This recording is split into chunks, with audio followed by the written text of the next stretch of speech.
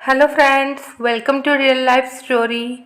और आज की स्टोरी है ससुर जी ने दिया धोखा।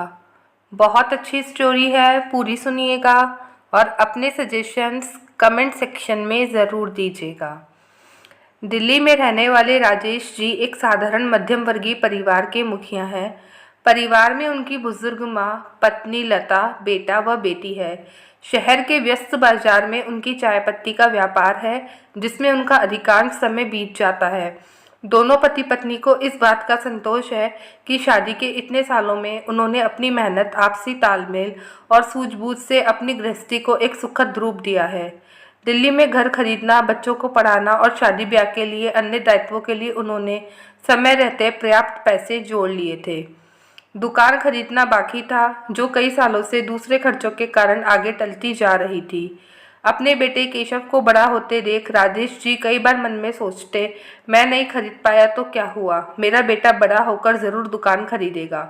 तब वे नहीं जानते थे कि केशव का भविष्य उनकी सोच से परे होगा। बचपन में तो केशव एक उज्जवल छात्र था, लेकिन 12वीं कक्षा तक पहुंचते पहुंचते उसकी रुचि मौज मस्ती व दोस्ती यारी में हो गई थी। कभी ट्यूशन के बहाने या कभी किसी बहाने घर से पैसे ले जाता और बाहर जाकर दोस्तों के साथ आवारागर्दी करता, सिगरेट बियर पीता और घंटों घर से गायब रहता। चालाक इतना कि घर में किसी को भनक तक भी नहीं लगने देता था।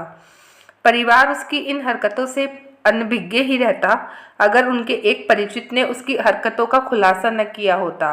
राजेश जी ने उस दिन के बाद उस पर ध्यान देना शुरू किया, उसे हर तरह से समझाया, पर वे कहाँ मानने वाला था। बल्कि अब तो उसने सट्टेबाजी और जुए का शौक भी पाल लिया था।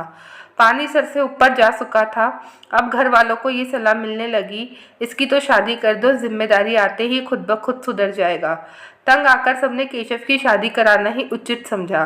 केशव को मनाने का जिम्मा उसकी मम्मी और दादी ने लिया और फिर ताबड़तोड़ उसके लिए एक बिन माँ बाप की साधारण लड़की ढूंढी और उसकी शादी करा दी गई। और जिस लड़की से शादी कराई गई, उसके रिश्तेदारों को बताया गया कि लड़का अपने पापा के व्यापार में हाथ बटाता है। केशव की पत्नी का नाम अनामिका था।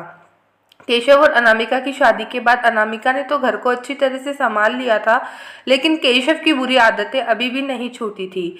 वह नाम के लिए दुकान पर जाता, पर काम में मन नहीं लगाता था। शाम होते ही अपने आवारा दोस्तों की टोली के पास पहुंच जाता और रात को देर से घर लौटता।